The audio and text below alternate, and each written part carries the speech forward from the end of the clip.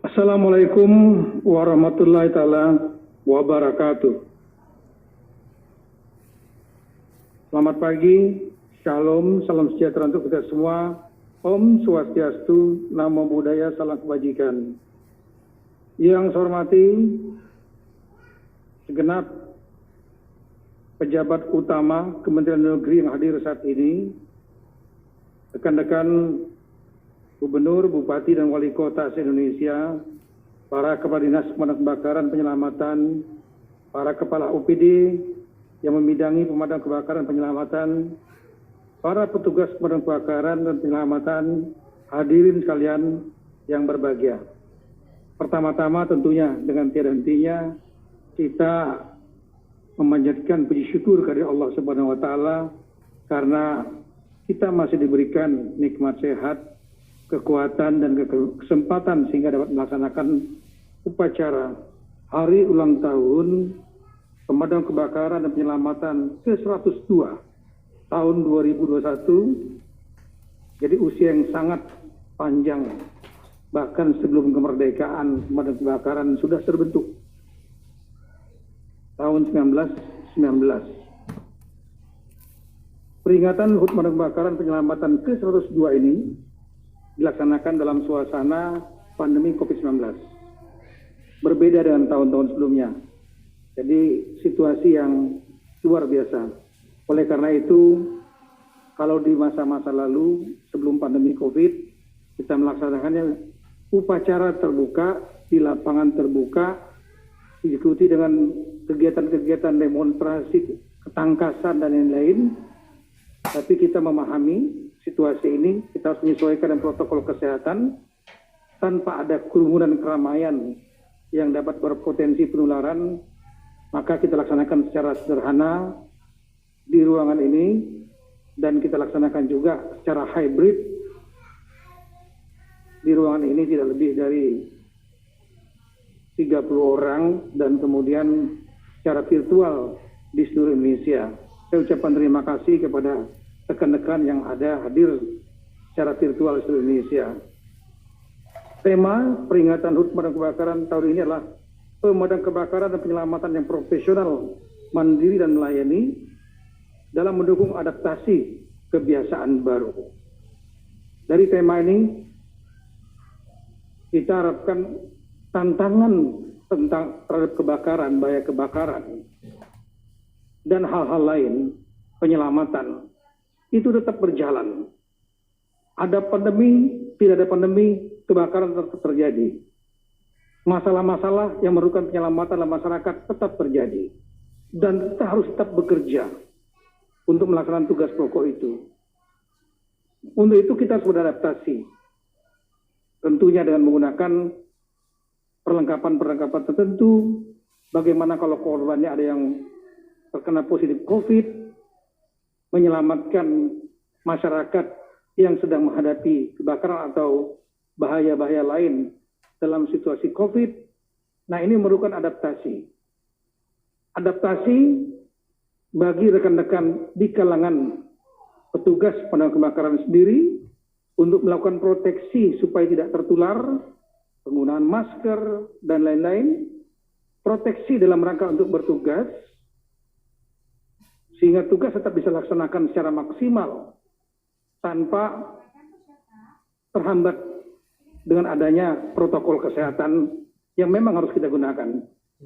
Dan yang ketiga, saya mengharapkan rekan-rekan pemadam kebakaran yang memiliki jaringan cukup luas, memiliki kemampuan, anggota terlatih, memiliki peralatan dan lain-lain, ini bisa membantu masyarakat, pemerintah dalam rangka untuk melakukan langkah-langkah membendung penularan COVID-19.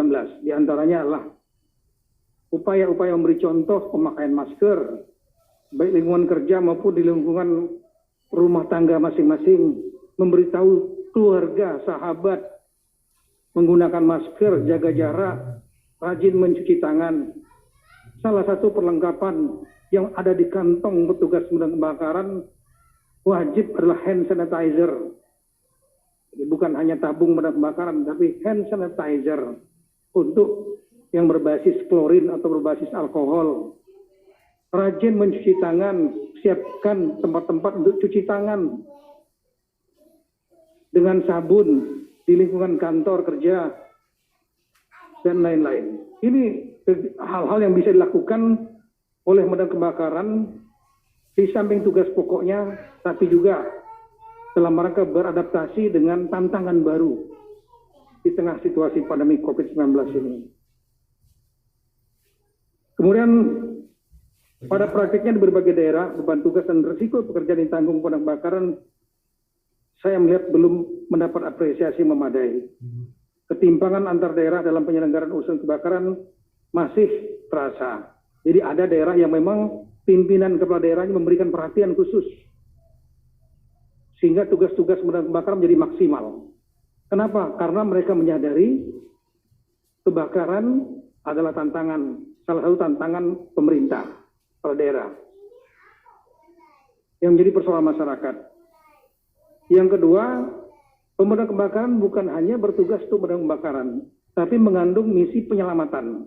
Meskipun ada badan-badan lain yang mengerjakan itu, tapi pemadam kebakaran adalah yang paling lama, tahun 1919, terlatih, well established untuk tugas-tugas penyelamatan. Di luar negeri, pemadam kebakaran bahkan diminta untuk membantu masyarakat yang kucingnya naik di atas pohon, minta bantuan pemadam kebakaran. Nah, oleh karena itu, saya mohon untuk rekan-rekan kepala daerah, tolong berikan perhatian kepada jajaran pemadam kebakaran, baik organisasinya, kalau bisa dinas tersendiri. Kemudian saya juga akan mengeluarkan peraturan untuk itu. Kemudian yang kedua adalah anggarannya dianggarkan yang betul-betul memadai, dengarkan suara aspirasi dari jajaran pemadam kebakaran, apa yang dibutuhkan untuk tunjangan mungkin, karena prasarana peralatan, agar mereka bisa bekerja maksimal. Salah satu pasukan terlatih kepala daerah itu, selain Satpol PP, itulah pemadam kebakaran. Militan. Tinggal pimpinannya, kepala daerah, mau dibuat seperti itu atau tidak. Satu titik, satu klik mungkin di bawah kemampuan kepolisian. Tapi kepolisian tugasnya lain, penegakan hukum. Yang ini spesifik masalah kebakaran, penyelamatan lebih profesional di bidang itu. Militansi itu yang perlu dibentuk. Dan militansi ini terbentuk selain karena sumber daya manusianya dilatih, dibentuk khusus untuk itu, memiliki doktrin dan kode etik, tapi juga didukung. Ada komitmen dari para pimpinan kepala daerah untuk mendukung agar mereka bisa menjadi kuat. Siapa yang lagi yang bisa membesarkan kalau bukan pemadam kebakaran dan kepala daerah yang membesarkan? Manfaatkan betul, karena inilah potensi dan aset yang sangat luar biasa bagi kepala daerah. Sekali lagi, selain Satpol PP, pasukan pemukul kepala daerah itu adalah sebetulnya adalah pemadam kebakaran. Kemudian pada kesempatan yang baik ini, saya mengharapkan rekan-rekan di jajaran pemadam kebakaran tidak hanya bersikap responsif. Ada kebakaran baru bergerak. Memang betul. Jajaran pemadam kebakaran harus siap siaga setiap saat. Ketika terjadi kebakaran harus cepat, quick respon, hitungan menit sudah bisa di lokasi. Ini yang perlu dilatihkan terus-menerus. Kecepatan untuk mendatangi kebakaran sangat berpengaruh dalam rangka untuk menuntaskan kebakaran yang terjadi. Tapi saya ingin lebih dari itu.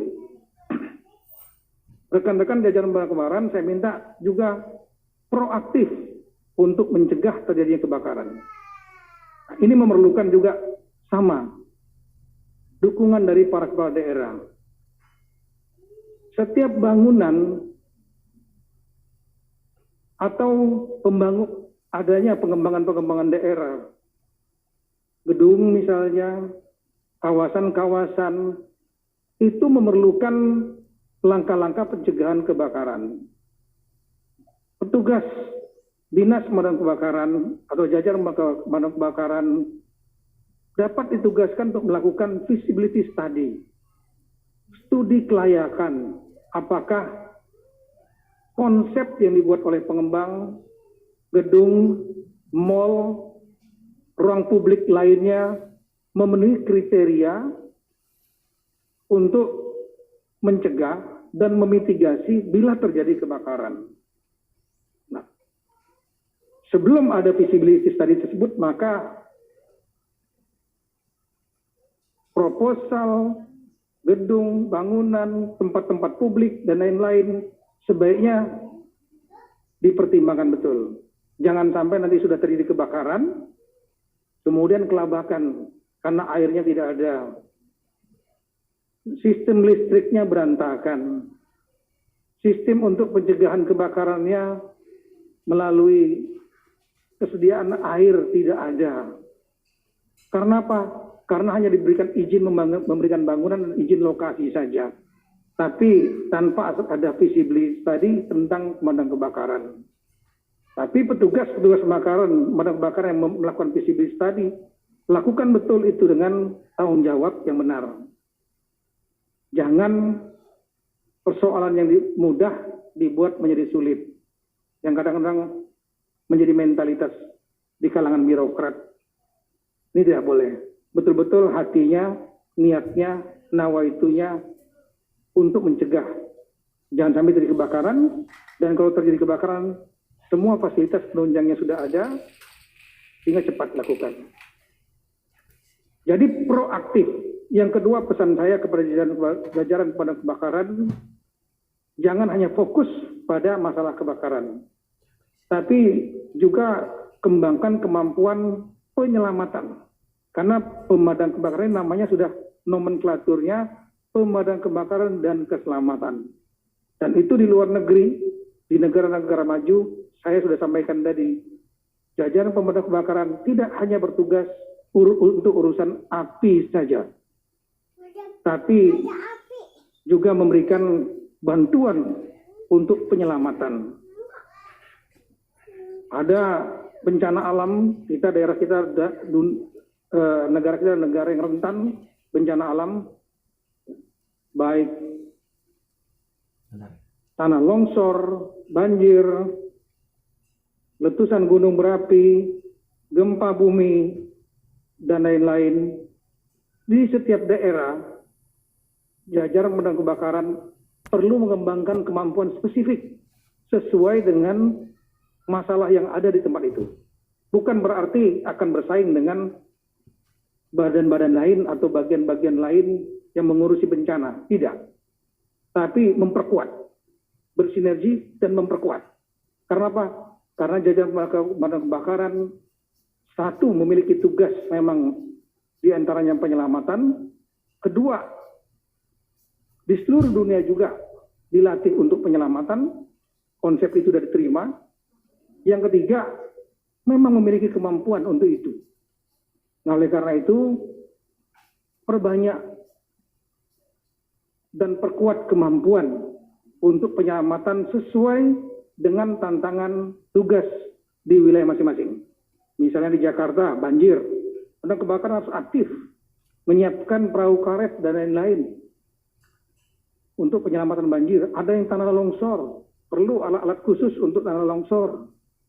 Ada yang mungkin gempa bumi, bagaimana membantu masyarakat yang rumahnya kena gempa bumi.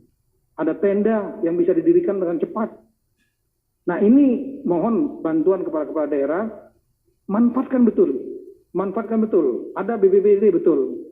Tapi yang pemadam kebakaran juga mereka terlatih.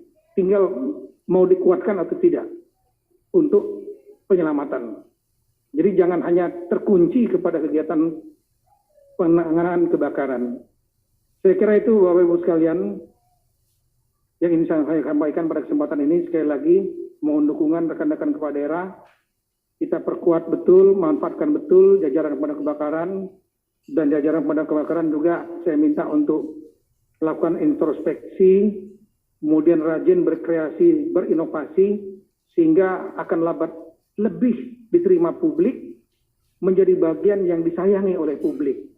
Karena misi rekan-rekan melaksanakan tugas yang sangat mulia, yaitu membantu masyarakat yang tertimpa musibah, kebakaran, mencegah terjadinya kebakaran, dan membantu penyelamatan ketika masyarakat sedang menghadapi permasalahan-permasalahan, terutama permasalahan yang berhubungan dengan kebencanaan.